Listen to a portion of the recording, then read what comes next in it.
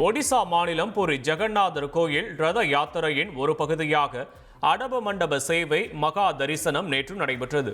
புரி ஜெகநாதர் கோயிலிலிருந்து ஜெகநாதர், பாலபத்ரர், சகோதரி சுபத்ரா ஆகியோர் ஊர்வலமாக 3 கிலோமீட்டர் தூரம் பயணம் செய்து மற்றொரு கோயிலை வந்தடைந்தனர். அங்கு நடைபெற்ற அடப மண்டப சேவையில் ஏராளமான பக்தர்கள் கலந்து கொண்டு சுவாமி தரிசனம் செய்தனர்.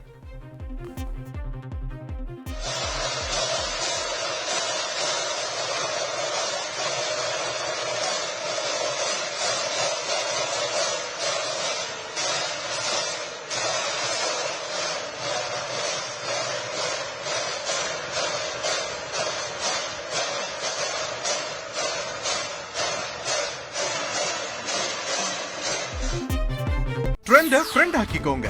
2.5 கோடிக்கும் அதிகமான தந்தி டிவியின் சப்ஸ்கிரைபர்ஸ் அண்ட் ஃபாலோவர்ஸ் குடும்பத்துல நீங்களும் இணையுங்க.